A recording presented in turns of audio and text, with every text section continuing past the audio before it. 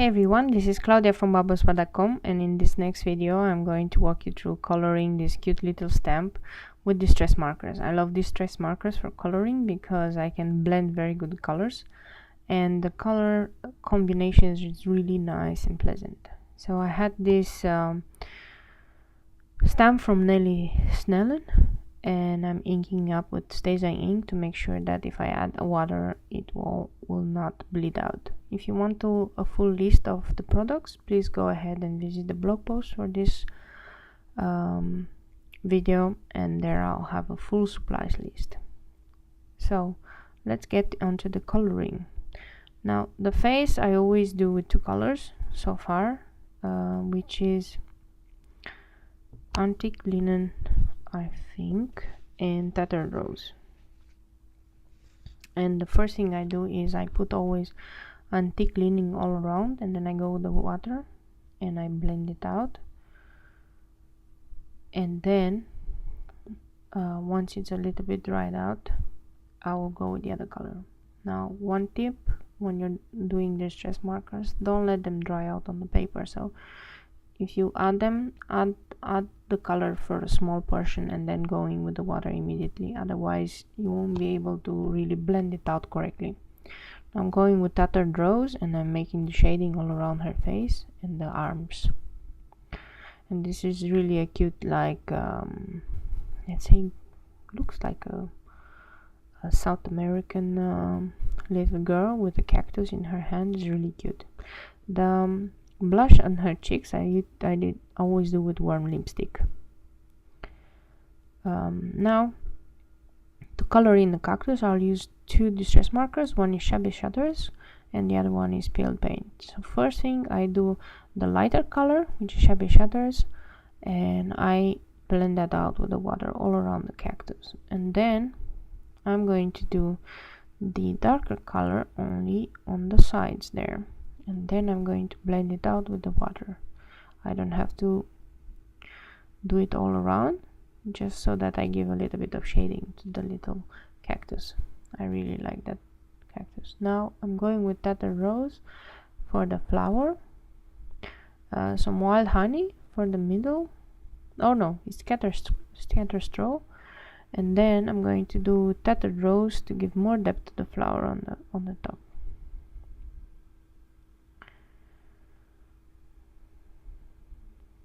Now I'm going to go ahead and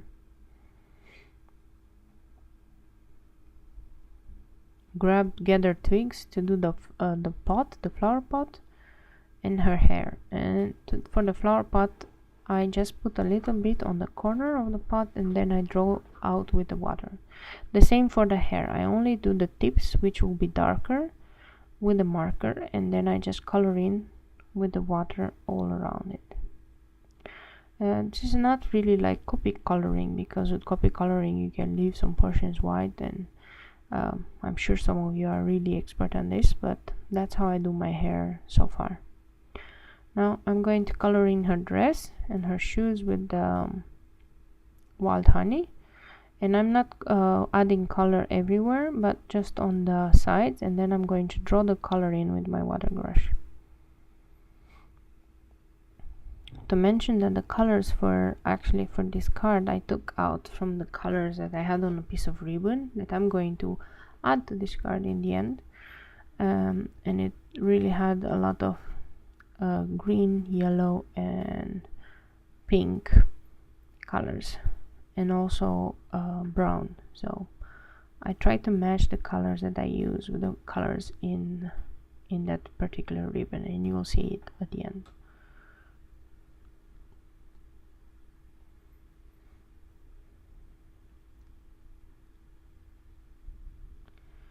Now for the dress, at first I'm going to add color with the wild honey,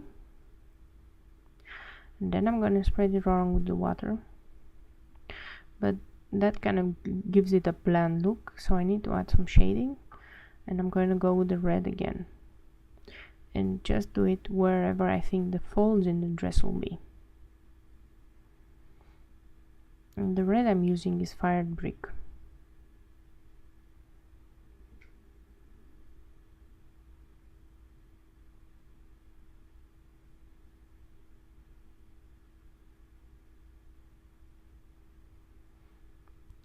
I think the same rule applies for Copic markers as for distress markers. First do the lightest color and then you do the darkest color. That will be the easiest way to color, because it's always easy to add when you have too less than to remove when you have too much. So this was the shading with the red. Now all I need to do is the little feathers, and I think they're gray, so I'm using some old paper, spreading it with water, and then just doing the other half with another gray. Now of course the little girl stands on something, so I'm gonna make some grass, and I just scribble some marker down, and then I'm going to go in with the water to make really the grass.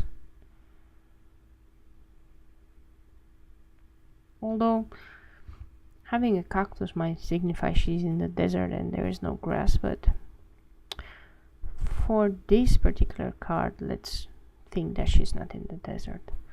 I'm scribbling some blue on a acrylic block, and I'm adding some water there, and I'm gonna draw the sky all around her. I'm adding water because I want a diluted color, and using a water brush really helps me get into the tiny spots all around the image.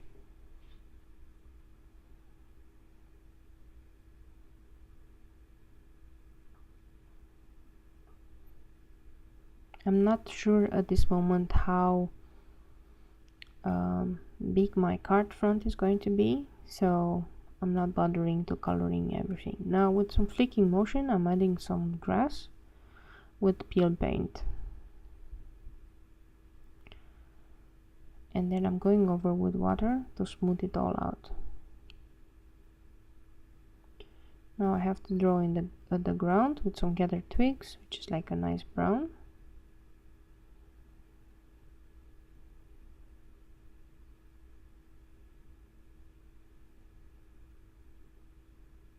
And I'm looking for a sentiment. This is a Simon Says stamp sentiment, and I didn't know exactly which one I wanted, so I'm testing out. I don't take anything out of the clear acetate. I'm just testing the sentiments to see which one will actually look nice and good. And I'm going for the thinking of you, and I'm going to position it a bit on top of my image. And because I'm going to stamp in really black, then it's going to pop up above the watercolors.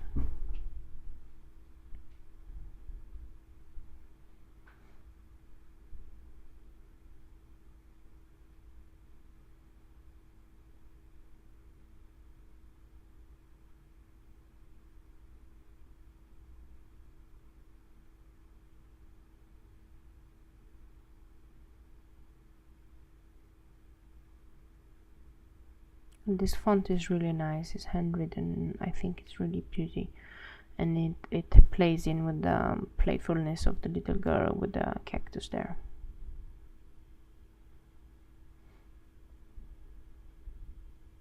Now I notice that standard size card is too big, so that's 5.5 by 4.25 for the panel.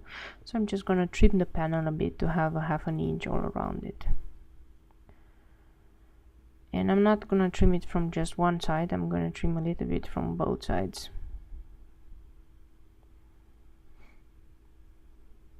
So I'm doing 1/2 inch on one side, another 1/2 inch on the other side.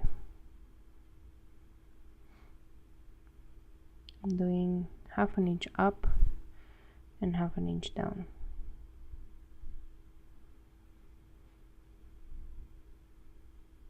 This leaves me with a really ample border all around this. And I'm going to show you the ribbon that I was talking about. This is a ribbon I picked up at the sales. Was 50% off or something. It's really pretty. I love the colors. I think they're more autumn colors though, but it's really nice. So this was the color scheme coming from. So I'm deciding, okay, I'm gonna put it behind, and then I'm just gonna adhere it there.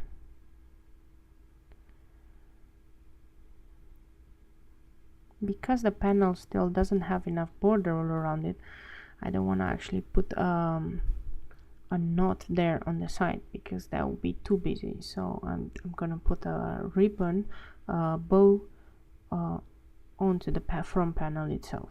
So I added some adhesive on the ribbon itself, and then I make sure that it's completely adhered there. I don't care that it shows a little bit on the back of the card. I'm not that particular about it, so I don't have to cover it up. Some people do like to cover it up, but I don't care. It's a handmade card, so I'm sure they will love it anyway. I'm using my fingers to make a perfect bow there. Well, perfect to make a bow. I always use my fingers for that, it's easier. And I'm playing with it until I have the nice correct shape. Now I'm going to pop this panel up with some foam dots. They're not really dots, they're foam squares, right? And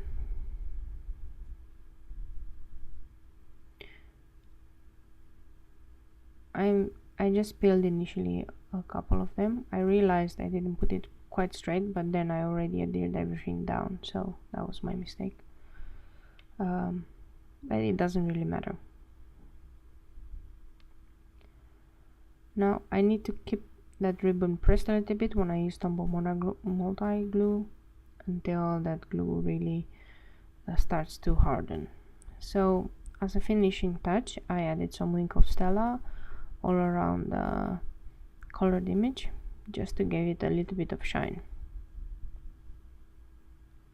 Now I thought that the grass looked a little bit bland, so I went in and I did some dots of color with some of the red to signify like some flowers down there, and I added some yellow as well.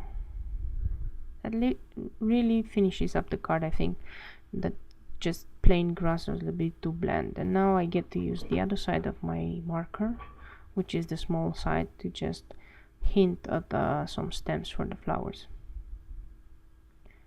So this is kind of the finished card. If you like the supply list for this card, please go ahead and visit the blog post for this card. And if you liked my card and if you would like to see more, please hit the subscribe button.